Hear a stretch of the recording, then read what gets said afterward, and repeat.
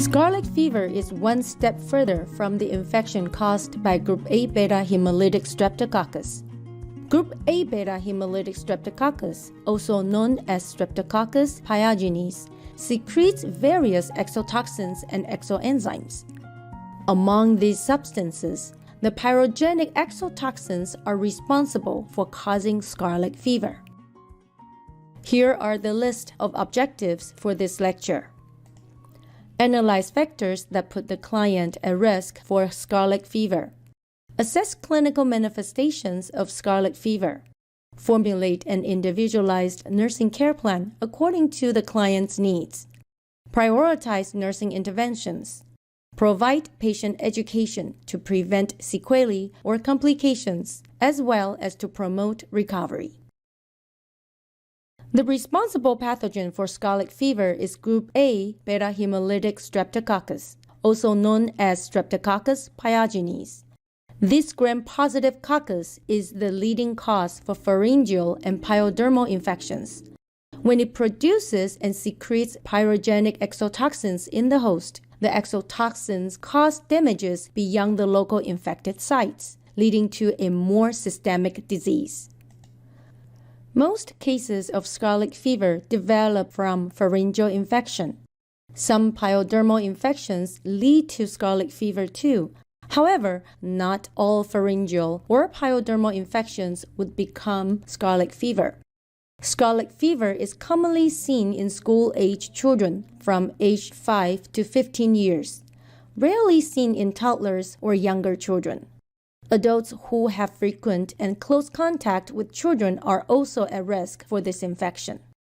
Scarlet fever is a communicable disease, which is transmitted from person to person via direct contact, including inhalation of the contaminated respiratory droplet from a patient who has scarlet fever. Foodborne outbreak is rare. It happens when the food is not properly handled and is contaminated during preparation. The most significant risk factor is close and frequent contacts. Accordingly, crowding space, schools, or daycare center becomes the leading source for spreading the infection.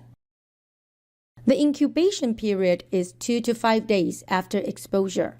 Scarlet fever is highly communicable during acute stage until 24 hours after effective antibiotic is initiated. Clinical manifestations of scarlet fever have an acute and abrupt onset. The iconic presentations of scarlet fever are 3. The most remarkable symptom is the erythematous rash that starts from the trunk, then quickly spreads to the neck and the extremities. The rash is rarely seen on face and absent from palms and soles. The rash has a sunburn appearance, yet it felt like sandpaper when touched. Another unique clinical feature is the strawberry tongue. At early stage of the illness, there is a thick coating on the tongue. Then the coating disappears, revealing a bright red tongue with scattered seed-like spots on top of the tongue. In about 5 to 10 days, the rash subsides, and a fine desquamation on fingers and toes follows. Some patient may manifest with residual petechial marks at the antecubital fossa. In addition to the iconic presentations, the patient also suffers the following nonspecific discomforts. High fever, usually greater than 101 degrees Fahrenheit, and chills, nausea and vomiting, poor appetite, sore throat, difficulty swallowing, and body aches.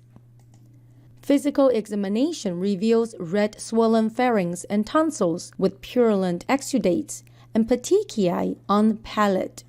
The cervical nodes are tender and swollen.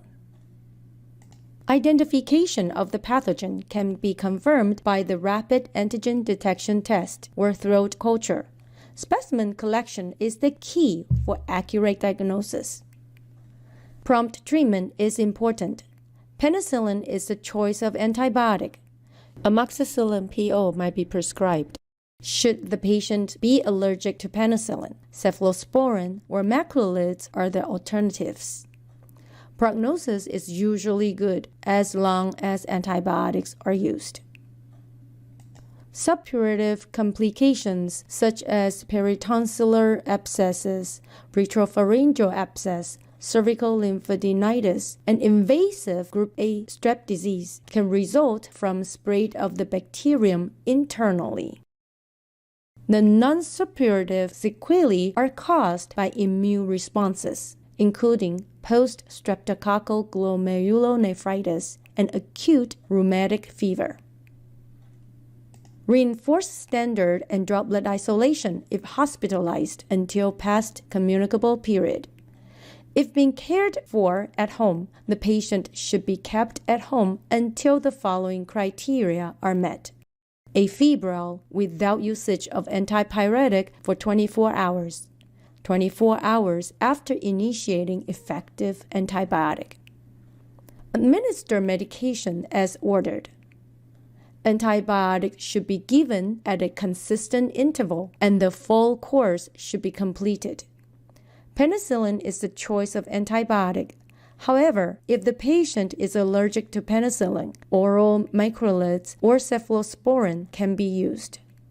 Non-aspirin antipyretic is administered for comfort and controlling fever. Encourage fluid intake. Promote bed rest during acute stage. Provide comfort measures. Warm salt water for gargling may help alleviate discomfort at throat. Cool humidifier helps soothing the respiratory tract. Offer food that can be easily swallowed. For example, cool, clear liquid or soft diet. Avoid irritation to the throat. Avoid acidic beverages or carbonated drinks. Recommend throat swab for any family member who has sore throat. Teach the parent to monitor signs and symptoms for worsening condition, including discolored urine output, palpitation, migrating pain over large joints, edema, shortness of breath, etc. Should any of these symptoms are noticed, seek immediate medical attention. Thank you for taking this lecture.